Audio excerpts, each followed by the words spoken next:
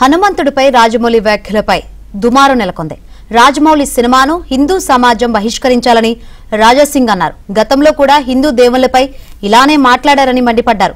భవిష్యత్తులో రాజమౌళి దేవుని నమ్మేలా కరుణాకటాక్షాలు ఉండాలని కోరారు బండి సంజయ్.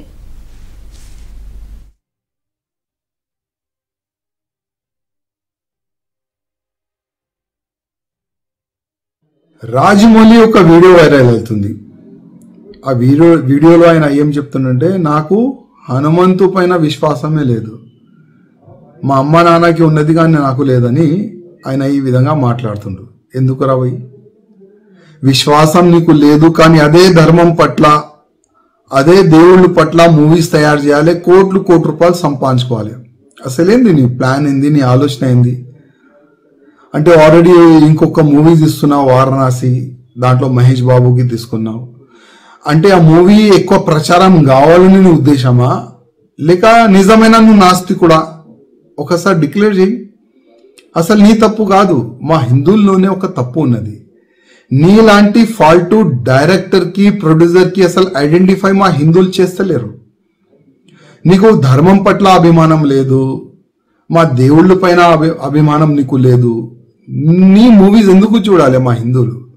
బాహుబలి మూవీ తీసినావు, ఆ ప్రభాస్తోని శివలింగం లేపట్టినావు, దాంట్లో కోట్లు రూపాయలు సంపాదించుకున్నావు ఆ మూవీతోని, ఫస్ట్ పార్ట్ సెకండ్ పార్ట్ తోని.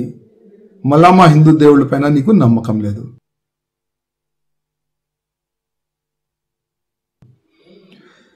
మా హిందువులకి ఒక మాట చెప్పాలంటున్నా, ఇది ఈ రాజమౌళిది ఇది ఫస్ట్ కామెంట్ కాదు. గతంలో కూడా భగవాన్ శ్రీకృష్ణ దాసులు అంటే ఉంటాయి కదా, 16,000 దాసులు కాదు లవర్ అని ఈ విధంగా ఆయన గతంలో కూడా కామెంట్ చేసిండు.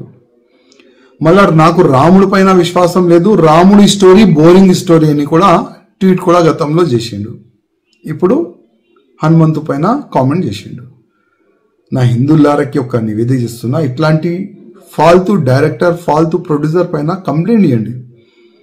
ఇట్లాంటి వ్యక్తులకి జైల్లో పడేస్తే అర్థమవుతుంది, హిందూ దేవుళ్ళ పైన కామెంట్ చేస్తే అసలు ఏమవుతుంది నా గతి అని ఈయనకి అర్థమవుతుంది. అదేవిధంగా ఈ ఫాల్తూ డైరెక్టర్ ప్రొడ్యూసర్ తీసిన మూవీ ఎవరు కూడా చూడకండి. మనం చూస్తాం కోట్ల రూపాయలు, 100 కోట్ల రూపాయలు, 1000 కోట్ల రూపాయలు ఈయనకి సంపాదించిస్తాం. అందుకోసం ఈ నాస్తికుడు మన ధర్మం పైన ఏ నోరుకొస్తే అది కామెంట్ చేస్తుండ్రు. అందుకోసం మన హిందువులకి కొద్దిగా అర్థం కావాలి, మన ధర్మం పైన, మన దేశం పైన, మన సమాజం పైన ఎవరైనా తప్పుగా కామెంట్ చేస్తే ఆయన గతి ఏమవుతుంది, కొద్దిగా మన హిందువుల్లో ఒక అవేర్నెస్ వచ్చే ఇప్పుడు అవసరం ఉన్నది.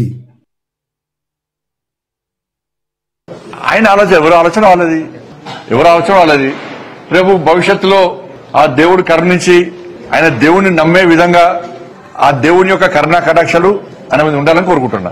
రాజమౌళి గారు నిన్ను 100 ఏళ్ళు ఆరోగ్యాలతో సక్సెస్ అయ్యి ఆ అమ్మవారి ఆశీర్వాదంతో ముందుకు సాగాలని కోరుతున్నా.